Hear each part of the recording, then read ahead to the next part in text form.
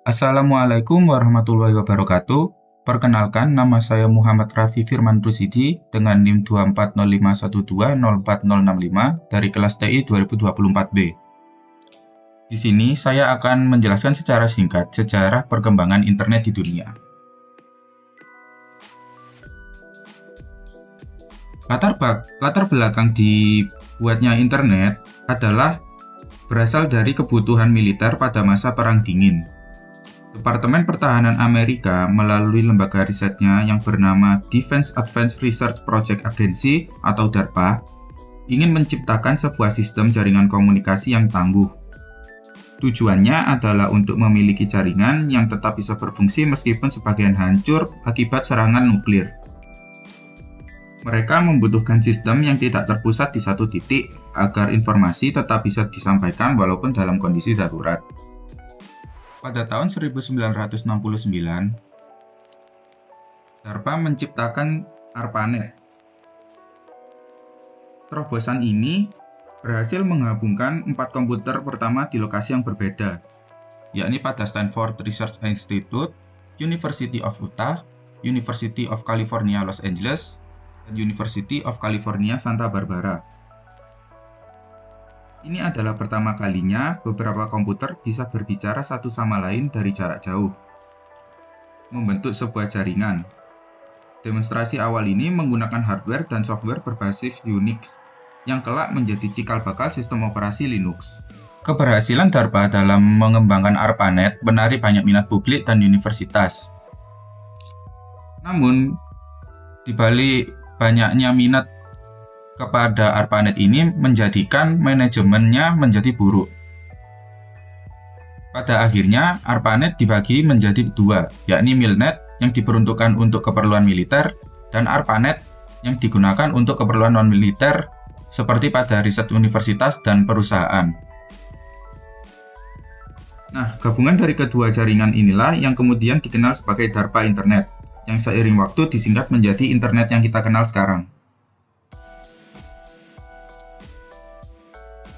Setelah keberhasilan DARPA dalam mengembangkan ARPANET, internet siap menuju kepada perkembangan yang lebih modern. Pada tahun 1982, protokol standar TCP/IP mulai dipublikasikan untuk umum, menjadikan fondasi utama cara data dikirim di internet.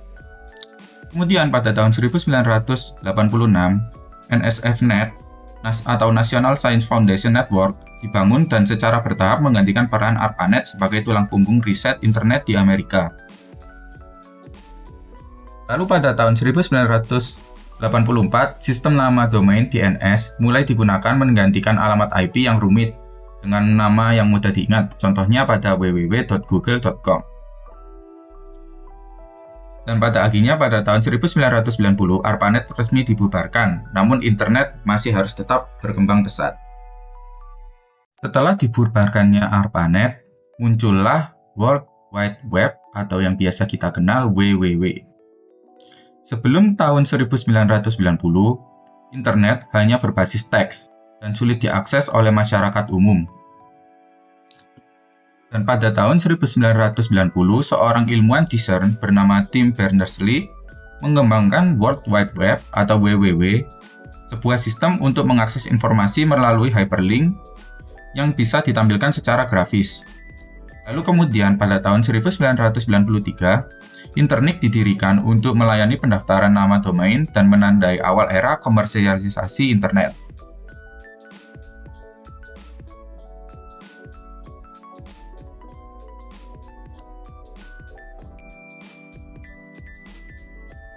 Di Indonesia sendiri, internet tidak langsung hadir secara komersial.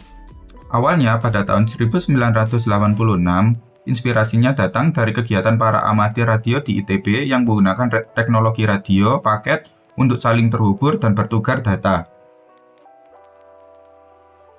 Semangatnya saat itu sangat kekeluargaan dan gotong royong, sehingga dikenal sebagai Paguyuban Network.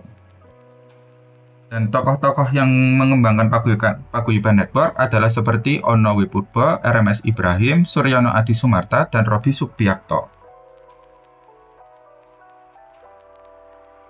Ono W Purba sendiri adalah menjadi pionir dalam pembangunan jaringan awal di Indonesia pada awal periode 1992 hingga 1994.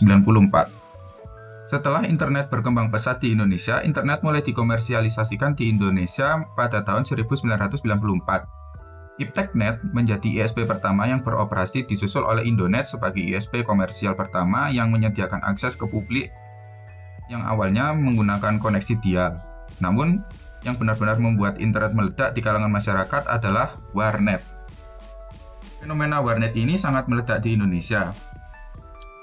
Pada tahun 1996 dan 1998, banyak sekali penyedia jasa-jasa warung internet yang menyediakan akses internet yang mudah bagi masyarakat luas untuk memberikan akses internet yang lebih luas. Biasanya digunakan untuk bermain sosial media maupun bermain game. Itu saja yang bisa saya sampaikan. Apabila ada salah kata, mohon maaf. Wassalamualaikum warahmatullahi wabarakatuh.